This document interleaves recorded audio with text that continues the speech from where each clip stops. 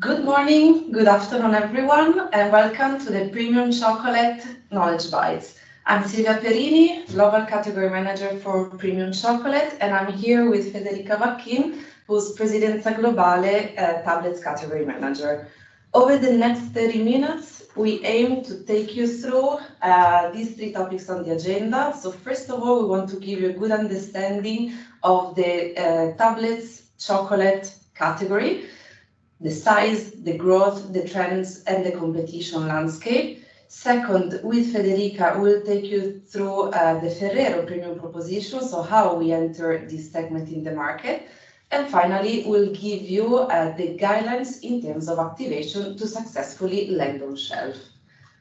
So, starting with the first chapter and to introduce the category, we want to give you an idea of the size. Tablets is a category which is worth 32.2 billion globally. Out of total chocolate confectionery, it is the biggest segment, worth 27% of total chocolate confectionery. So clearly a big segment where we were currently not present. So an interesting category to start to understand. It is not only big, it is also growing very fast. The CAGR expected is 7.6% over the next 5 years. Just to give you a benchmark, total chocolate confectionery is projected to grow by 6.8%, so clearly growing beyond. In terms of seasonality, it's a very interesting category because compared to praline, which we know has a deep and low seasonality over Easter and peaks at Christmas, over, let's say session one, tablets has an all year round consumption and purchase with a slight, clearly little peak over end of the year, but generally it has an all year round consumption.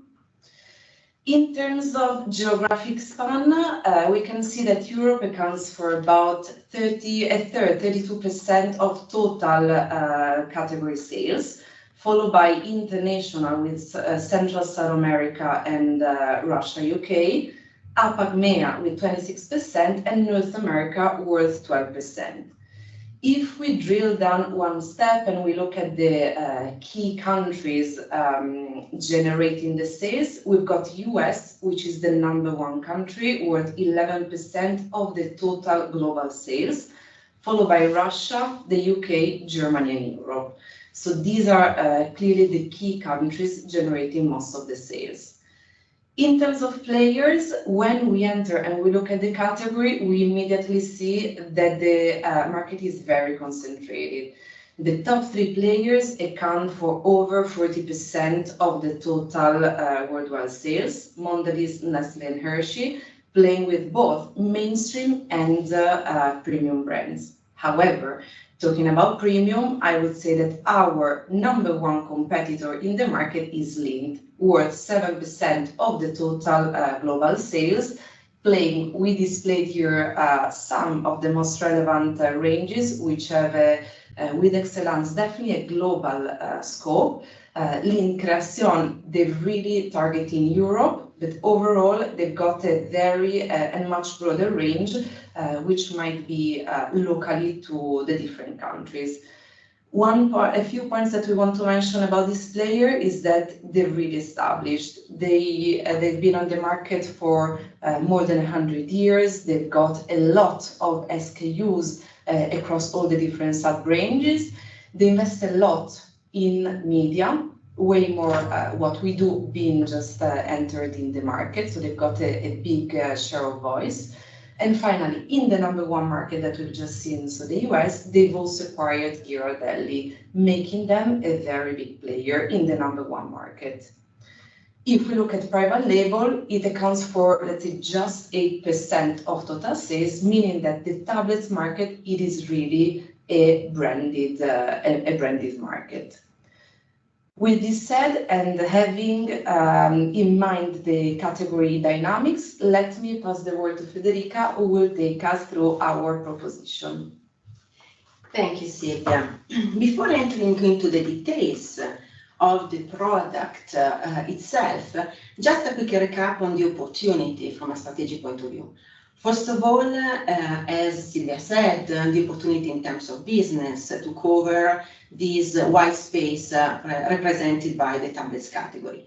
But not only, in terms of brand perspective, there is really the opportunity to stretch the brand into the self-indulgent mistakes, and indeed the tablets represents one of the key pillars of the growth of the brand into the power brand approach. Not only leveraging on the characteristics of the tablets, we can also strengthen the chocolate credentials and build the relationship between brand and consumers on an all-year-round basis. And here is the product offer. As you can see, we entered with refined field tablets in which the multisensorial dimensions of the pralines have been represented by the chocolate shell with these hazelnut grains for Rocher and the coconut and almond inclusions for Ferrero, and the filling with soft and crunchy textures.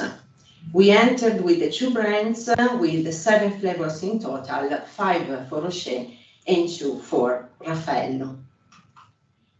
We launched this offer 3 years ago, September 21, and in 3 years, the tablets have reached almost 80,000 quintals and are now present in more than 25 countries, covering all the Europe, the NAM region, enlarging in the area international, and then recently entering into the APAC-MEA.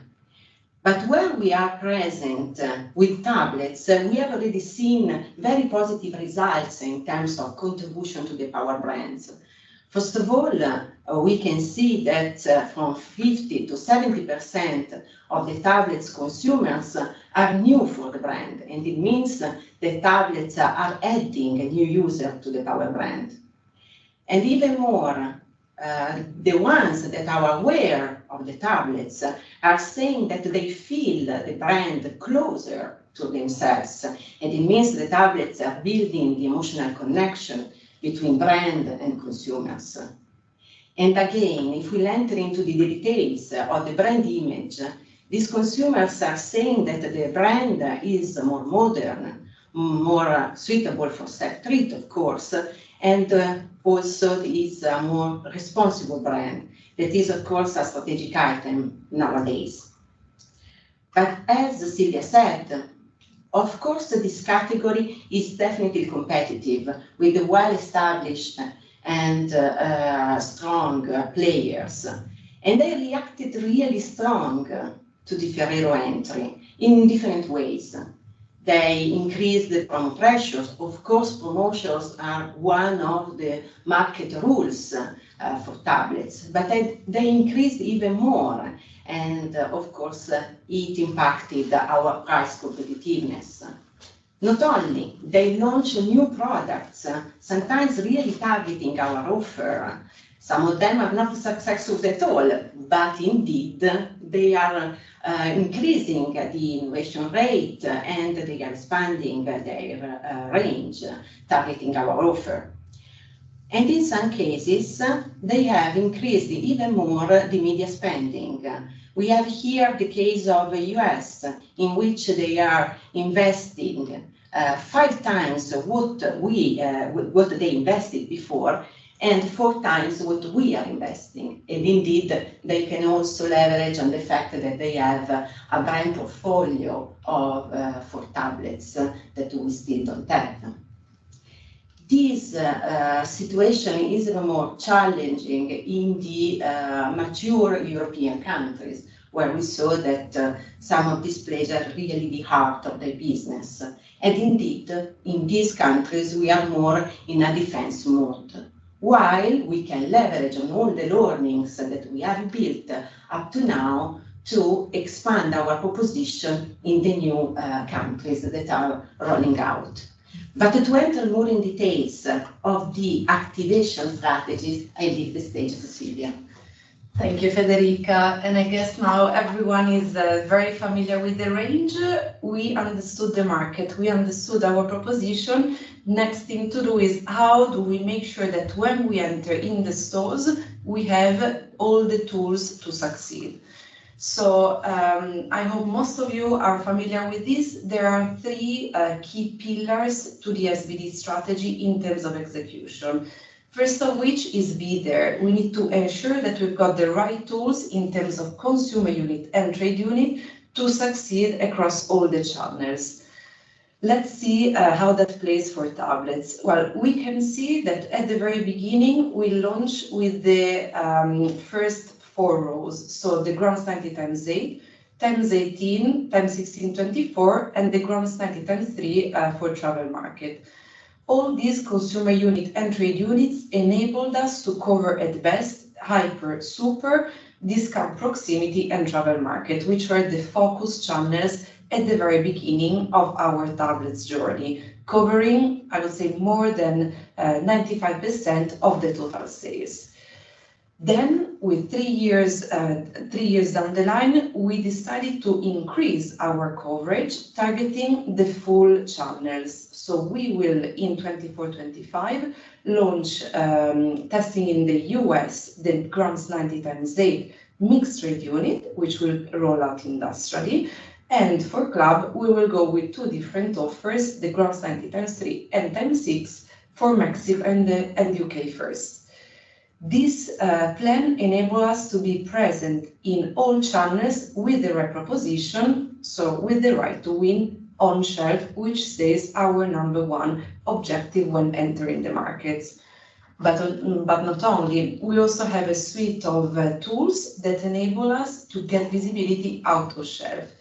Tablets is a generally planned category, meaning that shoppers go at the shelf looking for tablets, but there's also, being a chocolate category, there's also some sort of impulsivity linked to it. So we know that the out-of-shelf tools are paramount to drive that impulsiveness through our consumers. So we've got the top 3 industrial units that cover at best hyper, super, and the discount channels. And moving forward, we've started, again, thanks to the learnings of the first countries that have launched the product, to add more units, more flexible, that enable us to go cross-category by the checkouts on or suit the needs of also the smallest stores, where clearly the top solutions are way too big to handle. Once we've defined how to be there, so with the right proposition in store, we need to make sure that when we land on shelf, we have a best-in-class execution to be visible. Again, the category is very crowded. So how do we make sure that we're visible? First of all, our key objective is to be visible at shelf, where shoppers go and potentially have noted in their shopping list tablet. So how do we make sure that when in front of the tablet, the shoppers see us? We've got an implementation guideline that help us defining the golden rules. So first of all, while the shopper browses the aisle, we need to be as visible as possible. So a clear horizontal brand block is what maximizes during the shopper flow to intercept our tablets in front of the shelf. Clearly, we need to maximize the facings based on the channel we are dealing with. In case of a hypermarket, clearly we need to double the number of facings for our tablets to compete with the rest of our competition and be visible potentially in an aisle that has a lot of brands, facings and bays. It will go down and it will narrow to supermarket and impulse convenience stores to potentially 1 facing for the top selling SKUs. Another key element is being close to the proximity anchor brand. In this case, we have defined Lindt. It can be Lindor, Excellence, Creation. It can be the relevant premium tablet player within your market, in case Lindt is not the right anchor brand. Important is to stay in the premium part of the picture to ensure also that in terms of pricing, we are comparable and we are not compared to the lower price mainstream brands. This also will help us get by reflection, their penetration, their traffic, and all the frequency of the top selling players. Last but not least, clearly location on shelf. We aim at high position level because clearly that's the first location that the shopper will look at the shelf.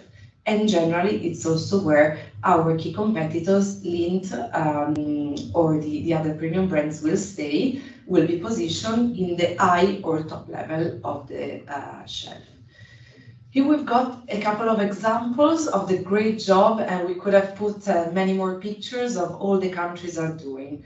We've got a year one implementation from Italy, where you can clearly see the modularity and the double, triple, quadruple facings of the SKUs in a large store.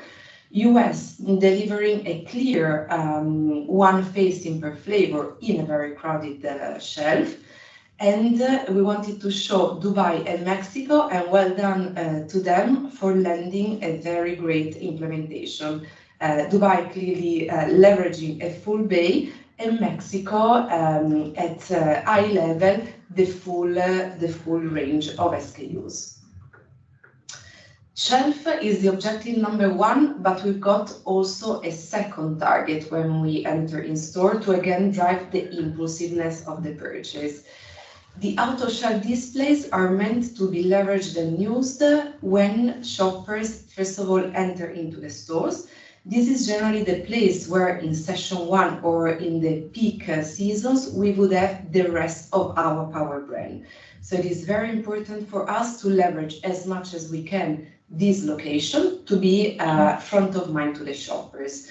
On top of front of store, we've got the main traffic aisle. Essentially, we've got all the promotions with all the brands, and we get a lot of the traffic of the store. Finally, with the smaller solutions that we've seen earlier on, there's also the checkout space, which clearly again gathers a very high amount of traffic.